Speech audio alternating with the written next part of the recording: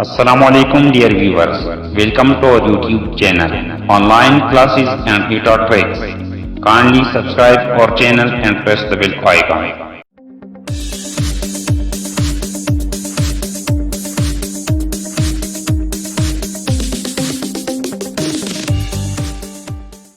Dear students, आज हमारा चौथा लेक्चर है क्लास 10 फिजिक्स का। इससे पहले हमने पढ़ा था सिंपल हार्मोनिक मोशन और हमने प्रूव किया था उसका एक टाइप कि हमारे पास सिंपल हार्मोनिक मोशन के हम मुख्तलिफ टाइप्स जो है वो प्रूव करेंगे। उसमें हमने एक mass attach to a spring वाला एग्जांपल किया था, mass attach to a spring, और ये हमने प्रूव किया था कि ये जो है ये मोशन हमारे पास कौन सा मोशन होता है, ये हमारे पास होता है सिंपल हार्मोनिक मोशन। उसके लिए हमने इक्वेशन डिराइव की थी या प्रोपोर्शनलिटी डिराइव की थी, ये आ गई थी a is directly to minus x. आज हमारा चौथा लेक्चर है, ये भी हमारे पास सिंपल हार्मोनिक मोशन की एक प्रूफ है। ये हम करेंगे कि हमारे पास जो सिंपल पेंडुलम है ये भी हमारे पास सिंपल हार्मोनिक मोशन जो है वो एग्जीक्यूट कर रहा है। डियर स्टूडेंट, पहले हम आते हैं सिंपल पेंडुलम की तरफ कि हमारे पास सिंपल पेंडुलम क्या है। सिंपल पेंडुलम हमारे पास एक अरेंजमेंट होता है जिसमें हमारे पास एक स्मॉल मास हमने अटैच किया हुआ होता है। वो एक स्मॉल मास जो होता है वो हमारे पास हमने अटैच किया होता है एक इनएक्सटेंसिबल और वेटलेस स्ट्रिंग के थ्रू। यहाँ पे ये स्ट्रिंग मैंने लिखी है inextensible and weightless. Dear student, यहाँ पे मैंने ये इनएक्सटेंसिबल और वेटलेस स्ट्रिंग का लफ्ज क्यों यूज किया है?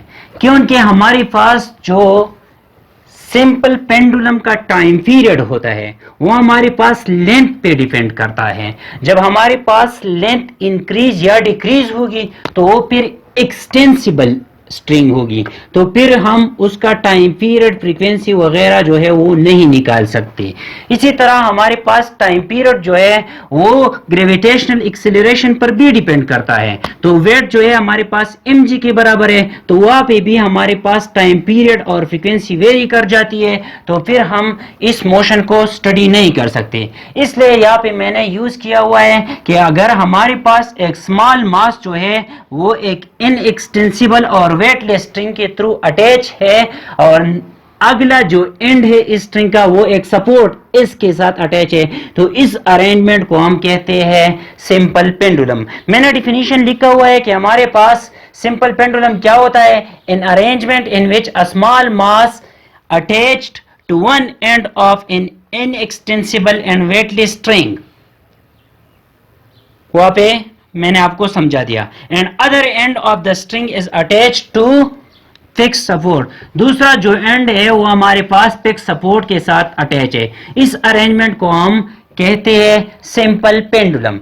डियर स्टूडेंट, अब अगर इस मास को मैं डिस्प्लेस करूं पॉइंट O से पॉइंट A तक, तो यहाँ पे हमारे पास इसका भी लेंथ L आ जाएगा, क्योंकि लेंथ हमारे पास L है तो वो भी L होगा। ये डिस्प्लेसमेंट हमारे पास x हो गया। अब इस पॉइंट पे एग्जाम में जो क्वेश्चन आता है, अक्सर इस तरह क्वेश्चन आता है लॉन्ग क्वेश्चन में कि what is simple pendulum and show the forces acting on simple pendulum diagrammatically. Diagrammatically इस पर जो फोर्सेस एक्ट कर रहे हैं वो शो करे और हमारे पास जो है वो एक्सप्लेन भी करे। तो हम अब फोर्सेस की तरफ आते हैं कि यहाँ पे हमारे पास पॉइंट ए पे कौन कौन से फोर्सेस एक्ट कर रहे हैं। यहाँ पे हमारे पास अगर आप देखें तो एक वेट है मास का W, वो नीचे की तरफ है, डाउनवर्ड है। हमारे पास दो फोर्सेस है, एक वेट है और एक हमारे पास tension in the string. String का जो फोर्स है ऊपर की तरफ टेंशन, जिसको हम टेंशन कहते हैं, टेंशन है। तो हमारे पास दो फोर्सेस है, एक फोर्स हमारे पास क्या है, टेंशन इन द स्ट्रिंग,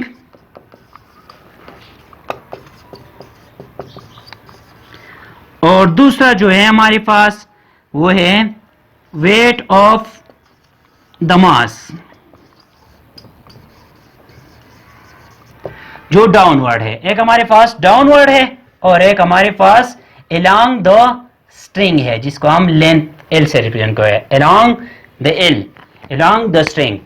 अब यहाँ पे अगर देखा जाए तो इस वेट को हम दो कंपोनेंट्स में रिजॉल्व कर सकते हैं। हमने रिजोल्यूशन ऑफ फोर्सेस पढ़ा था क्लास 9 में कि सपोज यहाँ पे अगर हमारे पास एक फोर्स F है तो इसके हमारे पास दो कंपोनेंट होते हैं, एक Fx जो हमारे पास F cos थीटा के बराबर होता है और दूसरा Fy जो हमारे पास F sin थीटा के बराबर होता है। इसी तरह इस वेट कंपोनेंट को मैं रिजॉल्व करता हूं उन दो कंपोनेंट्स में, एक हमारे पास यहां आ जाएगा और एक हमारे पास यह आ जाएगा, दोनों एक दूसरे के परपेंडिकुलर है। यहाँ पे जो एंगल बनती है 90 डिग्री एंगल बनती है।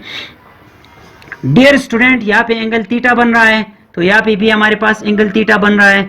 तो थीटा के साथ जो कंपोनेंट होता है उसको हम cos थीटा कहते हैं, एक्स एक्सिस उसको हम कहते हैं cos थीटा। यहाँ पे हमारे पास आ गया W cos थीटा और ये कंपोनेंट आ गया W sin थीटा।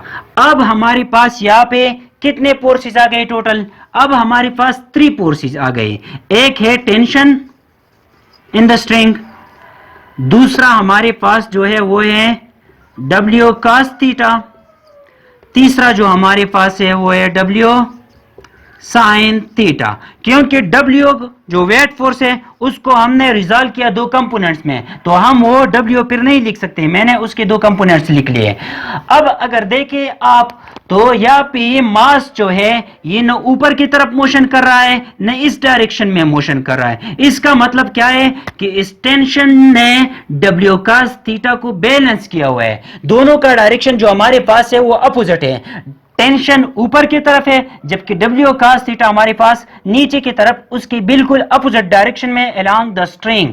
तो यहाँ पे ये दोनों जो है एक दूसरे के इफेक्ट कैंसिल कर रहे हैं। तो हम क्या कह सकते हैं कि tension is equal to W cos theta. यहाँ पे इन दोनों की इफेक्ट हमारे पास खत्म हो गई क्योंकि हमारे पास दोनों बराबर है और अपोजिट डायरेक्शन में है। तो यहाँ पे मैं -W लिखूंगा, T is equal to -W cos theta.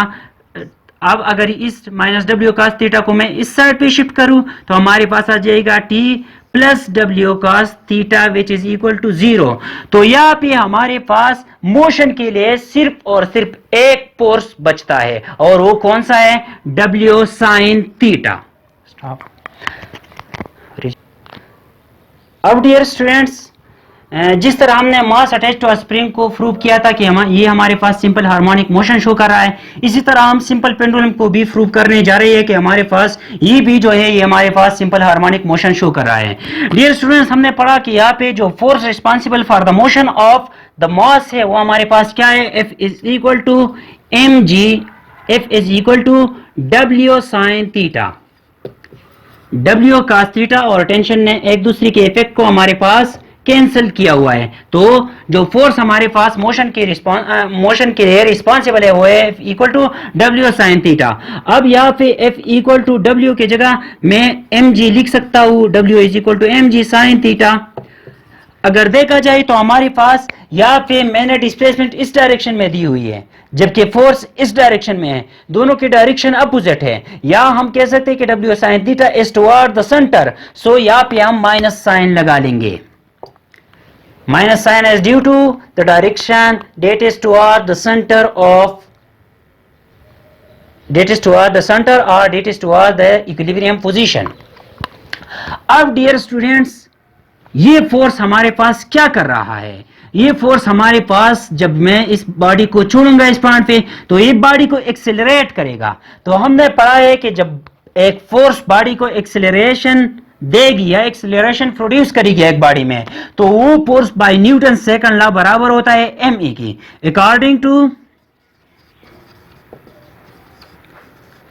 Newton second law of motion वो क्या है? F is equal to ma। Equation 2 गई, इक्वेशन 1 है हमारे पास। तो इन दोनों को कंपेयर करें, F बराबर है तो ma इज इक्वल टू आ जाएगी माइनस mg साइन थीटा। अब डियर स्टूडेंट्स, दोनों साइड को m पे डिवाइड कर ले, m पे इस साइड को डिवाइड कर ले, m पे इस साइड को डिवाइड कर ले तो हमारे पास m कैंसिल हो जाएगा या m कैंसिल हो जाएगा। हमारे पास आ जाएगी a is equal to minus g sine of theta. Dear student, class 9 के मैथ्स के चैप्टर 13 और 14 में आपने पढ़ा है कि हमारे पास साइन थीटा बराबर होता है perpendicular divide by hypotenuse, cos theta बराबर होता है बेस डिवाइड बाय हाइपोटेन्यूज, और टेंजेंट थीटा बराबर होता है परपेंडिकुलर डिवाइड बाय बेस। ये आपने पढ़ा है। तो साइन थीटा को हम पुट करेंगे परपेंडिकुलर डिवाइड बाय हाइपोटेन्यूज। यहाँ पे हमारे पास परपेंडिकुलर कौन सा है? यहाँ पे हमारे पास परपेंडिकुलर जो है, अगर देखें यहाँ पर, तो परपेंडिकुलर यहाँ पे हमारे पास ये है, ये हमारे पास परपेंडिकुलर है दोनों के दरमियान, दोनों पॉइंट्स के दरमियान परपेंडिकुलर हमारे पास क्या है? ये x है, जो डिस्प्लेसमेंट कवर हो रहा है ये हमारे पास परपेंडिकुलर है। a is equal to minus g, यहाँ पे x आ जाएगा, और नीचे हमारे पास जो है क्या आ जाएगा? Sine theta is equal to perpendicular divide by hypotenuse. Hypotenuse हमारे पास कौन सा है? हमारे हाइपोटेन्यूज हमारे पास ये हमारे पास बेस है, ये हमारे पास परपेंडिकुलर है, और ये हमारे पास हाइपोटेन्यूज है। तो हमें हाइपोटेन्यूज हमारे पास लेंथ आ जाएगा। अब अगर आप देखें तो मैंने कहा था स्टार्ट में कि एक इनएक्सटेंसिबल स्ट्रिंग है। जब इनएक्सटेंसिबल स्ट्रिंग है तो लेंथ डिक्रीज इंक्रीज नहीं होगी, लेंथ कांस्टेंट है। तो हम कांस्टेंट को एक साथ लिख लेते हैं, माइनस यहाँ पे g divide by L, G be constant है, एल बी कांस्टेंट है, और x को बाहर निकाले। तो g और l दोनों कांस्टेंट है। a is equal to minus constant divide by constant into x। तो कांस्टेंट डिवाइड बाई कांस्टेंट से भी कांस्टेंट आ जाएगा इनटू x। अब हमने पढ़ा है a is directly to f। जब इस प्रोपोर्शनलिटी साइन को रिमूव करेंगे तो हम क्या पुट करेंगे? a इक्वल टू, इसकी जगह इक्वल और कांस्टेंट लगा लेंगे f। तो इक्वल और कांस्टेंट को रिमूव करने के लिए हम डायरेक्टली प्रोपोर्शनलिटी की जो साइन है वो लगानी है। कांस्टेंट और इक्वल को रिमूव करें, a is directly to minus अपनी जगह x अपनी जगह, यहाँ पे हमारे पास सिंपल हार्मोनिक मोशन की इक्वेशन आ गई। तो एग्जाम में ये क्वेश्चन भी आ सकता है कि show that simple pendulum execute simple harmonic motion. तो आपने सबसे पहले वो फोर्सेस एक्सप्लेन करनी है, और फोर्सेस के बाद आपने ये प्रूफ्स लिखनी है। ये हमारे पास आ गया a is directly to minus x, जो सिंपल हार्मोनिक मोशन की प्रूफ है। ये था हमारा आज का लेक्चर।